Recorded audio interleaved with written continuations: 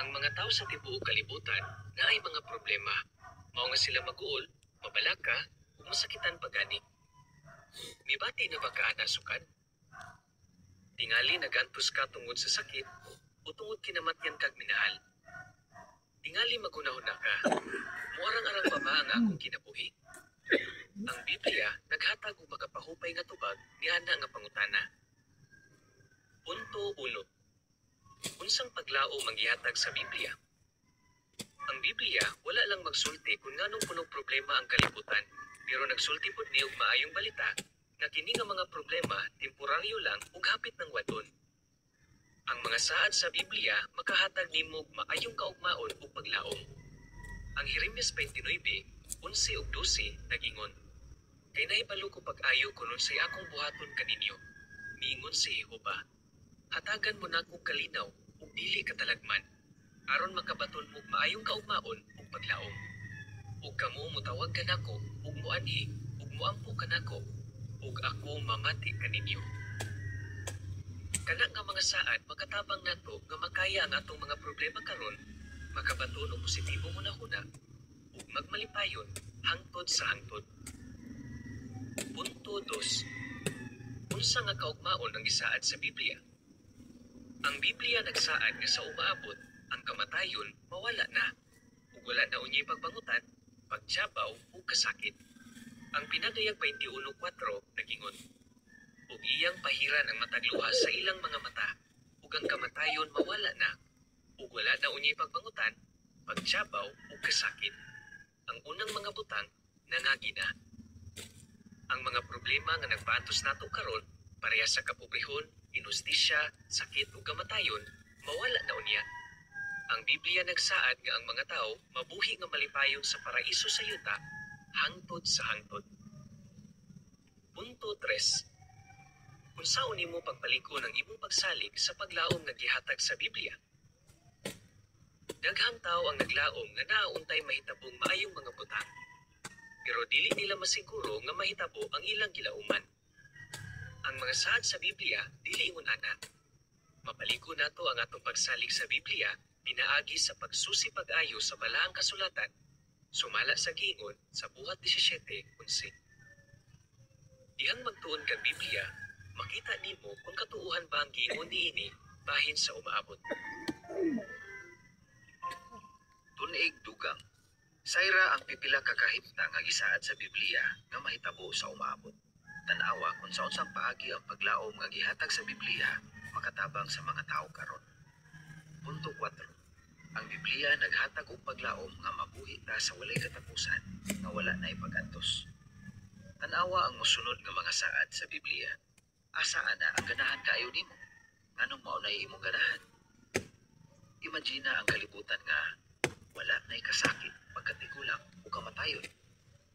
Ang Isaias 25:8 nagingon, lamyon niya ang kamatayon hangtod sa hangtod, ug pahiran sa soberanong Ginoong Jehova ang mga luha ikan sa tanang naong.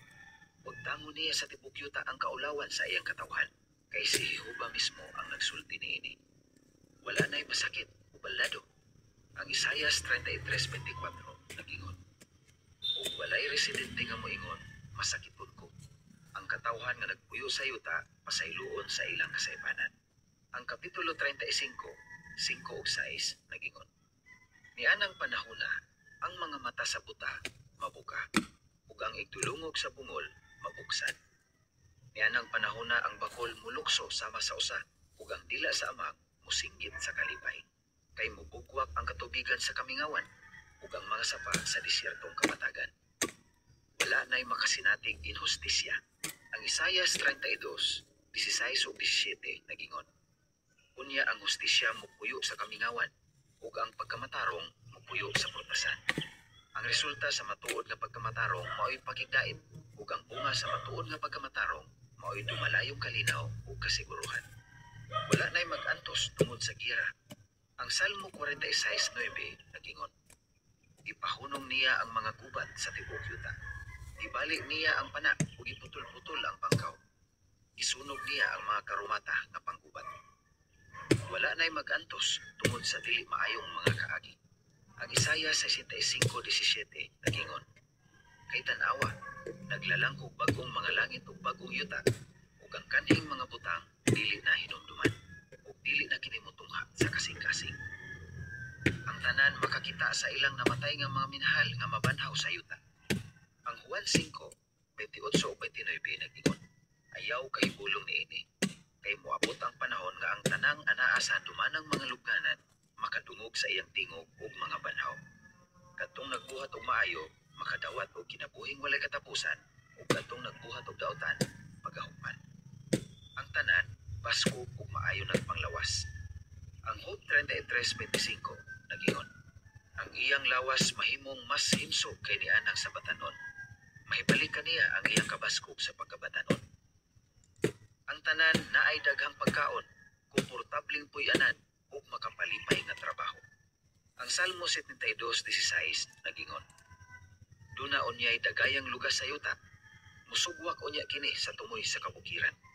Ang iyang bunga mulambo sama ni anang sa Libanon, ug mudaghan ang mga tao sa mga syudad sama sa mga tanom sa yuta.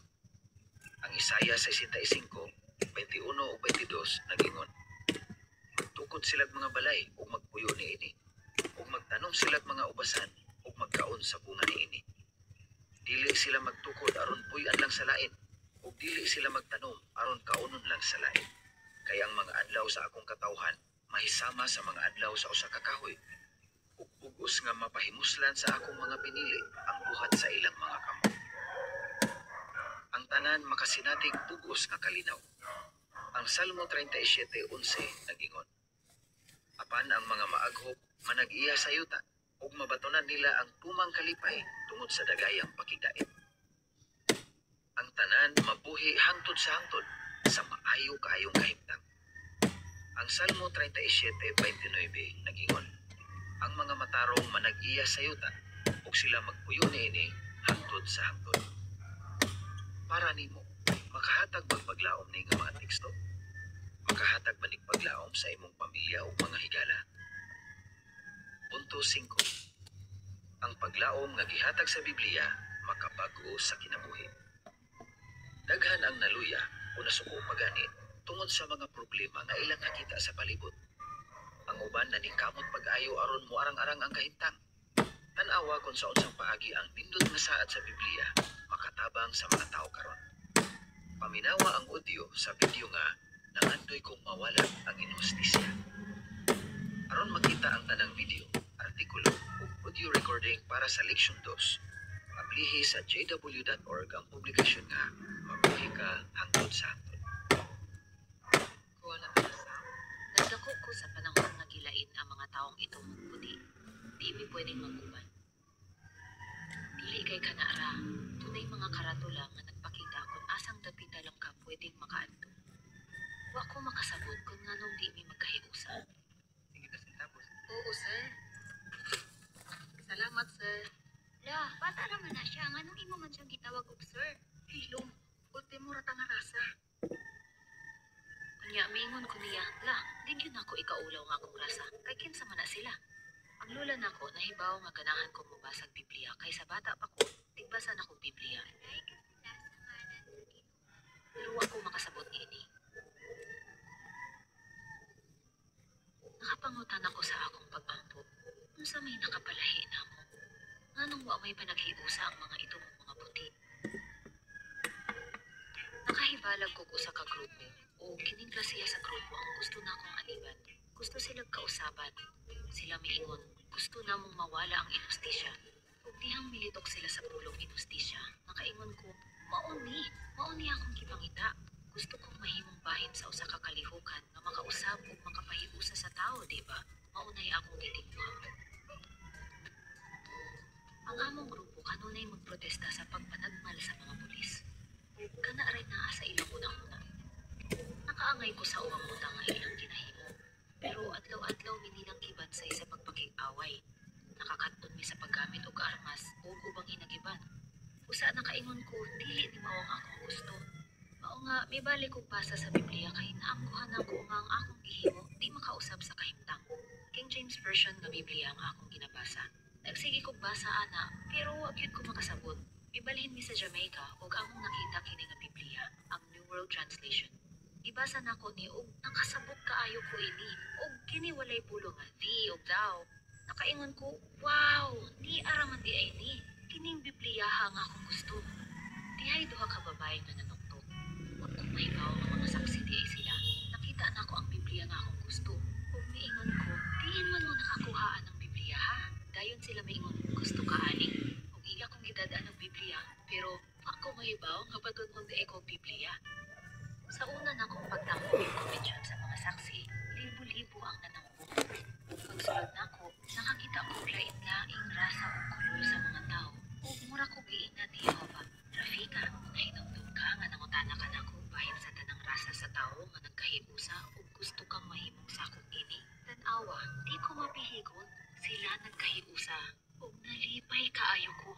Mauni nga organisasyon ang akong gusto. Karon di na ko mapihigon. Makasangyaw o makikigala ko kang isa't kinsa. Karon na nahibalon ako kung unsa kiyo'y gitudlo sa Biblia. Malipayon ako kay nahibaw ko nga ang Diyos o ang iyang gobyerno lang ang makapatunghag pagigdait. Kay gihiusa man ni Jehovah ang iyang katawhan. Gusto sab ko nga ang uban magkahiusa o makaila kang Jehovah. Gitubag yun ni Jehovah ang akong pag-ampo. Sa video, unsang inhustisya ang nakahasol kang Rafika. Bisag ang inhustisya nga iyang nakita, wala mawala, sa unsang paagi ang Biblia nakatabang niya. Ang paglaom nga gihatag sa Biblia para sa umaabot, makatabang nga makaya nato ang mga problema ug dili sobrang maluya. Ang Proverbio 17:22 nagingon, ang malipayong kasing-kasing, maayo nga tambal, apan ang dugmok nga espiritu makahurot sa kusog. Ang Roma 12:12 nagingon, paglipay tungod sa paglaom, lahutay sa kasakitan, ayaw punong sa pagampo. Para nimo, ang paglaom ba nga gihatag sa Biblia makabag-o sa imong kinabuhi karon? Ngano man? Ang uban moingon, Murag di man katuuhan ang mga saad sa Biblia bahin sa umaabot. ngano kahang importante nga susihon nimo ang mga ebidensya nga matuman ang mga saad sa Biblia? Sumaryo. Ang Biblia naghatag natong paglaom ug nagtabang nato sa pag-atubang sa mga kalisdanan pinaagi sa pagsaad ug malipayon kaayong kaugmaon. Review. Nganong ang mga tao nagkinahanglan og paglaom? Unsay giingon sa Biblia bahin sa umaabot? Sa unsang paagi ang paglaom sa umaabot makatabang nimo karon? Sulay kini. Basaha pag-usab ang mga teksto niini nga leksyon aron mas mapamilyar ka sa mga saad sa Biblia. Pagtakdag laing mga tumong. Susiha. Sayra kung sa unsang paagi ang paglaom, makatabang nimo dihang naa kay mga problema. Basaha ang paglaom. Asa nimo makaplagan kini diha sa Pagmata, Abril 22, 2004. Sayra kung sa unsang paagi ang paglaom sa umaabot, makatabang niadtong naay grabing sakit. Basaha ang web article nga kung may laygay nga sakit, makatabang ba ang Biblia? Dihang magtan-aw ka sa music video nga Handurawa, Paraiso na. Imagina ang imong kaugalingon ug ang imong pamilya nga malipayong nagpuyo sa gisaad sa Biblia nga paraiso. Tanan nga problema mahanaw na. Basaha kung sa unsang paagi na usab ang kinabuhi sa usa ka aktivista dihang iyang nakatunan ang paglaom nga gisaad sa Biblia para sa umaabot. Tanawa ang artikulong wala na ko magtinguha nga bag-uhon ang kalibutan diha sa Ang Bantayan ng Tore, Hulyo 1, 2013. Katapusan sa leksyon 2.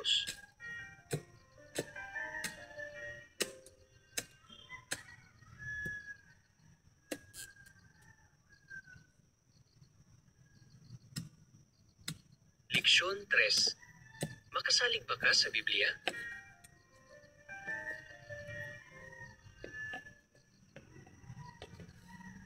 Ang Biblia daghang saad ug tambag. Tingali, gusto kang mahibalo kung unsay gitudlo niini. Pero basig dili pud ka gustong mutuo dayon. Makasalig ba ka sa mga saad ug tambag ni anang karaan nga basahon? Katuuhan ba gyud ang giingon sa Biblia kung sa unsang paagi magmalipayon karon ug sa umaabot? Milyon-milyon ang nagtuo ni ana. Palihog susiha kung makatuo pod ba ka sa Biblia. Punto 1. Tinuod ba ang atong mabasa sa Biblia? Ang Biblia nagingon nga ang mabasa dinhi mao'y tukmang mga pulong sa kamatuoran. Sumala sa giingon sa Ecclesiastes 12:10. Kini naghisgot bahin sa tinuod nga mga hitabo ug tinuod nga mga tawo. Ang Lucas 1:3 nagingon, akong nasusi ang katukma niining tanan gikan sa sinugdan. Mao nga nakahukom ko nga isulat kini kanimo sa hustong pagkahanay, halangdon nga jubilo. Ang kapitulo 3, 1 ug 2 nagingon, sa ika-15 katuig nga paghari ni Tiberio Cesar, si Poncio Pilato mao ang gobernador sa Judea. Si Herodes ang magmamando sa distrito sa Galilea. Si Felipe nga iyang igsuon mao ang magmamando sa distrito sa Itoria ug sa Traconite. Si Lisanias ang magmamando sa distrito sa Abilinia ug si Anas ug si Caipas ang mga pangulong saserdote. Niining panahona, nadawat ni Juan nga anak ni Zacarias ang mensahe sa Dios dito sa kamingawan. Daghang historyano ug arkeologo ang nagpamatuod nga sakto ang mga petsa nagdiskutan sa Biblia ug tinuod ang mga tao, lugar ug hitabo naghismutan niini. Punto 2. Nganong makaingon ta nga ang Biblia kasaligan gihapon bisag karaan na? Naay daghang impormasyon nga daan ng gisulti sa Biblia sa wala pa kini mahibaloi sa mga tao. Pananglitan, naghisgot ni og mga topiko bahin sa siyensya. Daghan sa giingon sa Biblia bahin sa maong mga topiko, wala tuuhi sa daghang tao sa panahon nga gisulat kini. Pero napamatud-an karon sa siyensya nga sakto ang giingon sa Biblia. Kanunay kining kasaligan karon ug hangtod sa hangtod. Sumala sa giingon sa Salmo 111:8. Punto 3. Nganong makasalig ta sa giingon sa Biblia bahin sa umaabot? Ang Biblia naay mga tagna bahin sa mga butang nga wala pa mahimo o mahitabo. Sumala sa giingon sa Isaias 46:10. Ang footnote nagingon, ang tagna mao'y mga mensahe sa Dios bahin sa umaabot nga mga hitabo. Abanti kaayong gitagna niini ang daghang hitabo.